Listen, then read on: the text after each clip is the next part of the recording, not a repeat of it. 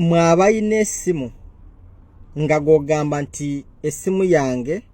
yafuuka muganda wange, essimu yange ye buli kimu, era essimu yange saagala enveeko bwe bulamu bwange. Naye ku ssimu zammwe ezo ne bwe bagamba nti ordering ekintu ku online kye tusinga okwetaagako katugeze ng'eddagala nti olwadde nga tomanyi wootandikira, nga singa baba kufulumiza wabweru mu mbeera yonna nga tosobola kukozesa app ya Uber okweyitira taxi, nga singa baba kusudda awantu tosobola kukwata mu location n'okozesa Google Map okumanya owa wooli, naye ng'oli mu kiyumba ng'olina ne WhatsApp nga mu bantu bonna b'okyatinga nabo bonna temuliimu muntu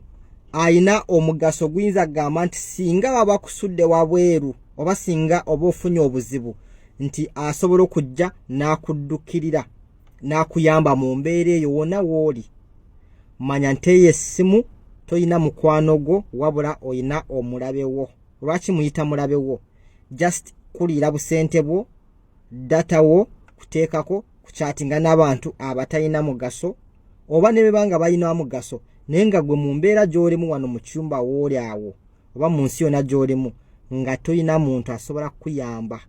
Ate naawe essimu yo kennyini ng'omuntu tosobola gikozesa nti gwe weeyambe, oyo oyina omulabe wo nambeegi emu kubanga wakulya bulyako sente. Bw'olibanga oyina essimu fubanga nnyo naddala bw'obanga ozze mu mawanga gano ge tulimu n'amalala, fubanga nnyo yiga bwe basobola okutumya ekintu ku online. Lumu olirwala amadagala agamu si gonna basobola okugaderivalinga mu mbeera yonna, naye nga olwala n'okuwa buwi panado osooka kwegayira kyokka oyina sente. Abamu musiraanidde ku makubo ne basuula ne mubeerawo ku makubo naye nga tomanyi nangeri ki gy'oyinza okuyita mu takisi ekutwale either ku poliisi oba ewa mukwano gwo wonna gy'omanyi. WhatsApp zammwe temuli yadde muntu wa mugaso gw'omanyi asobola okukuyamba. Eyo essimu waakiri beerawo nga togirina, weebake bwebasi, si kulimba, oyina omulabe wo. Muyige okozesa amasimu gammwe singa oba ofunye obuzibu bwonna obw'enjawulo ng'osobola okukozesa essimu yo okubaako kyekuyamba. Gwe mugaso gw'essimu. Omugaso gw'essimu si kukyatinga bukyatinzi, si kulaba bulabi TikTok n'ebirala. Yiga okukozesa essimu okwanguyibwako ku bulamu bwo. Kye nabagambyeko ekyokukozesa amasimu gammwe nga mukozesa apps ez'enjawulo okwanguyako ku bulamu bwammwe. Buli omu yazze nga ngamba nti apps zino tuzikozesa tutya. Kati tugenda kutambula mpola mpola nga bwe tuyiga engeri gye tuyinza okukozesa apps ez'enjawulo eziyita taxi, ezi ordering ebintu, eza location ne buli kimu. So mujja kufollowinga mpola mpola tujja kugenda nga tuyiga engeri gye tuyinza ozikozesaamu. Tutandikidde ku app ya Uber.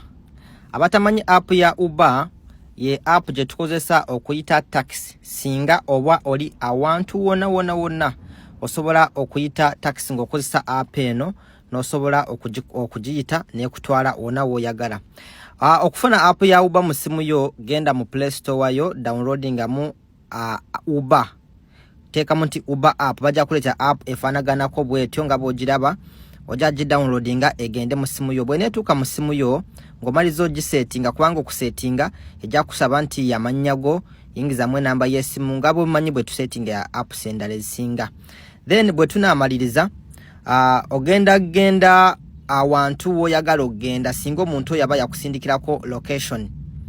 genda mu namba eyo mu WhatsApp yo, genda mu namba gy'omanyi gy'oyagala okusindikako, gye bakusindikiddeko location eyo gy'oyagala okugenda. So ubo ino gikozesa nga omanyi location gy'olaga. Then kwata mu location yo bwoti ku gy'oyagala okugenda, ejja kuleetera obuntu obubiri bwe buti. Kana akasooka ka map akaliko maps ebekulaga nti singa oba oyagala kuvuga buvuzi kugenda, nate kati ffe twagala Uber, okakwatamu kana ka Uber. Omaliza okakwatamu Uber yo neggulawo, nekuleetera sente ez'enjawulo nti waliwo esooka, ey'okubiri n'ey'okusatu. kisinzira gwe gy'osobola kubanga zine za wansi za banene etera okusooka ye sente entono n'ogikwatamu bw'oti era sente zibeerako nekuleetera nti sente bwezi zetugenda okutwalirako wona gy'olaga then no confirminga wano nonyiga confirm kana akantu koolaba akapointinze wekapointinze woyina okubanga oli oba mukalaba kano akaka bulu kano kolaba katambulako wokateeka wooli kuli kana akabulu kate sawa zino kwenyimiridde sawa zino wenkoledde video nokwata mu bwoti then no gamba nti confirm pick up nekuletera kano nonyiga wano am wearing face mask noteekamu then confirm ride emotoka ebejja kujja wano wolaba eri mu kusachinga eri abawuba bali mu kulaba nga tukyali ku app ya Uber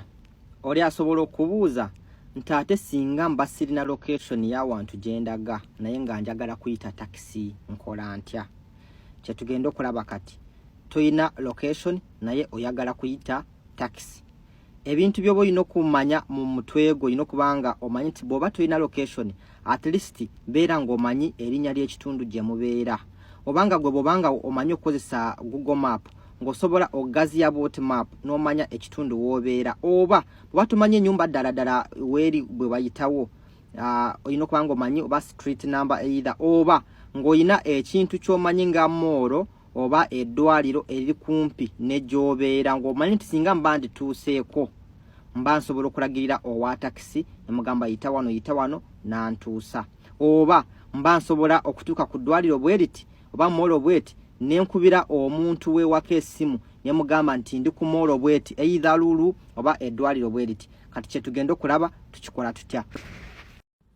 jukira oba oyina enamba manya app ya Uber ng'already wagitadde mudda mu ssimu yo genda mu Uber app okwate mu boti egenda kuletera kakagambo kolaba nti where to bino ebitundu byolaba ebirala biwandiiseeko ebiseera bisinga bye ebitundu byoba bwoba ekitundu otera okitambuliramu kijja ne kigendawo mu list nga bwoba ogira bwoba odalinga just okuona mu bukonya naye kati tuli ku muntu omupya atandika butandisi genda mu where to kwata mu boti bw'onookwata mu boti bw'obanga omanye erinnya gy'ogenda oba wa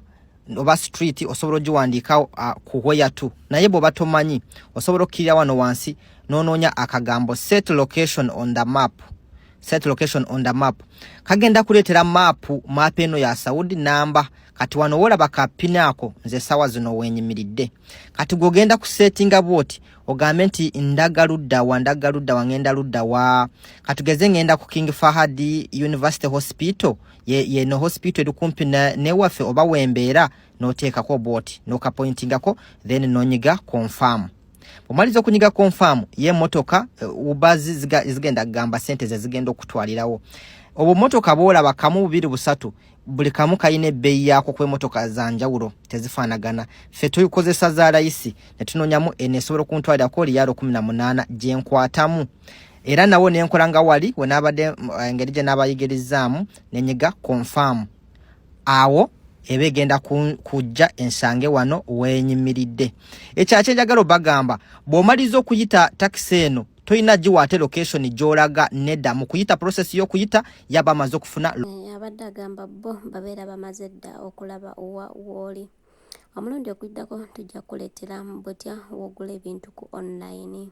bakama bo basobola okuba nga tebakugulira bintu olinamu akasente oyagala okwetumiza ekintu naye nga tomanyi woyinza kikola ku online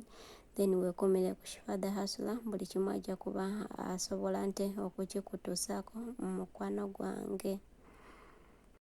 bwentyo nenyongera okujjukiza banaffe abaludde Dawuda events gwe wenna alina omukolo olina mukolo kigwa kwanjula birthday kumanyagana kwalula balongo olina kufirwa ng'oyagala omukolo gwo gubeere ng'embaga mukwano beera nga wekwata Dawuda Loden events ojja kuba nga ate munnange tewejjusa akukolera decoration yonna gy'oba weetaaze mu colors ez'enjawulo akwambaliza abagole asobola akukwatira vidiyo akukubira ekifaananyi ekirungi mukwano wekwate Dauda Roden Events omufunirako enamba y'essimu eri ku screen yo ate munange ojja kuba tewejjusa ayina decorations ez'omulembe nga wolaba ebimuli bwe biyitingana genda ku Facebook osobola okuba nga ate oyongera okumufollowinga oyongere okuzuula ebipya kuba omwana yayitiridde yazze kulema tobeera okunoonya mutimbi tobeera okunoonya mukwasi wa kifaananyi kirungi wekwate munnange Roden Dauda Events ante tojja kubeera nga wejjusa mukwano gwange.